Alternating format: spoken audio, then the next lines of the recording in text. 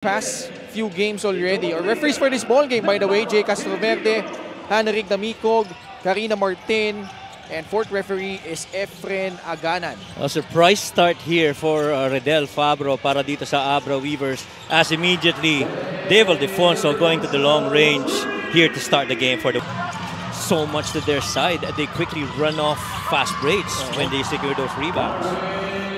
This guy has been with a 5-point lead coming out with the screen. Dave Ildefonso nakabuelo and able to adjust mid-air to late. Ildefonso.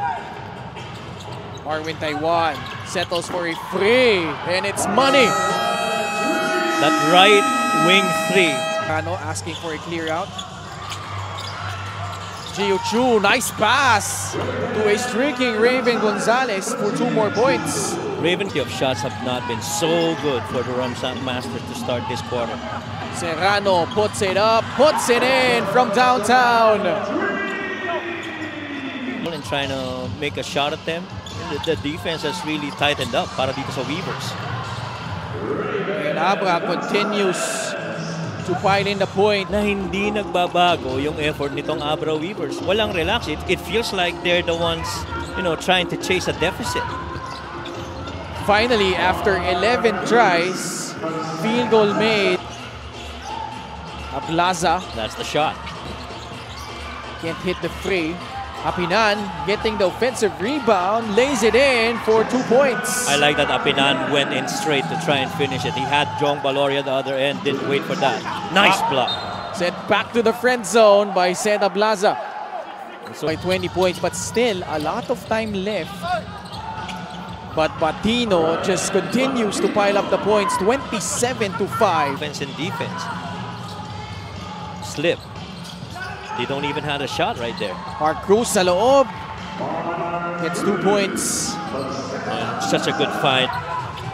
Mike Ayonayon draws closer, one-hander, too strong. John Oduba gobbles up another rebound and puts it in for Abra.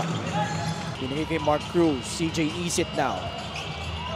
Former teammates with Mike Ayonayon with San Juan. Jong Baloria finally making his presence felt. But with a recovery, blocks another one para dito sa Abra. Ayonayon stop and pop jumper. And a foul down low against Batangas to make matters worse. Para to bail them out, no. Oh boy, Dave Ildefonso just snatching it away from Mark Cruz. And that's gonna hurt. Oh yeah, that's definitely, well, aside from this action between John Duba and Jong Baloria, that is definitely gonna hurt. Will draw closer. Hernandez will challenge the defense of Gio Chu and come up on top. Levi Hernandez definitely wanted to. Ambo sa loob. Picks it out to Philip Panyamogan. Hernandez catch it shoot free. It's good. Patience amidst all. Corner triple from Encho. It will not drop. Oh boy. That was a rebound already. Second time that Batangas failed to secure the defensive rebound for a free. It will roll out. Ayonayon was there and sticks it in para dito sa Abra. You saw that and you lose it on a tap from behind.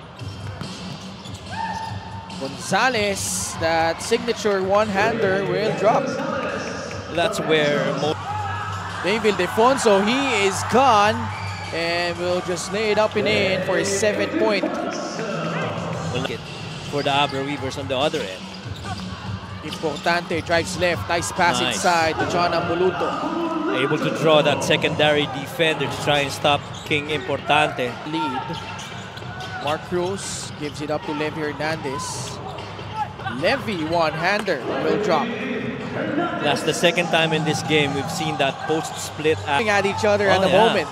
Ildefonso escapes, gives it up to Raven Gonzalez, who fails to finish, however. But Markey there to clean it up.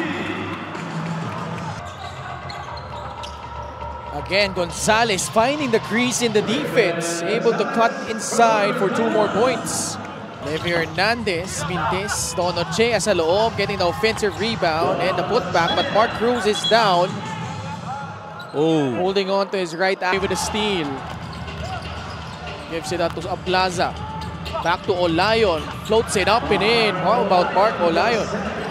Talk about rising to the... One-on-one against CJ Austria. Hernandez gets to his spot, lays it in. And Levy Hernandez quickly Attacks. Kicks it out to CJ for free. Off target. Running start for Jong Baloria. Nice pass to Levy Hernandez who lays it up and in.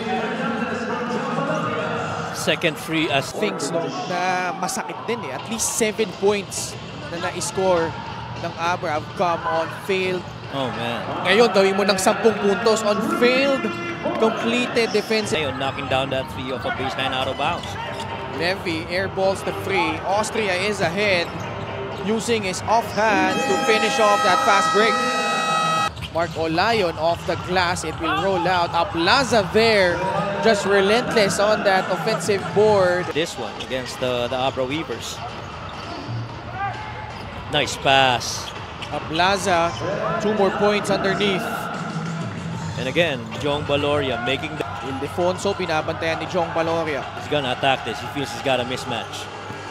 Changing direction, Ildefonso puts it in. That streak of scoring at least 10 points. Di naman nung naging depensa nila.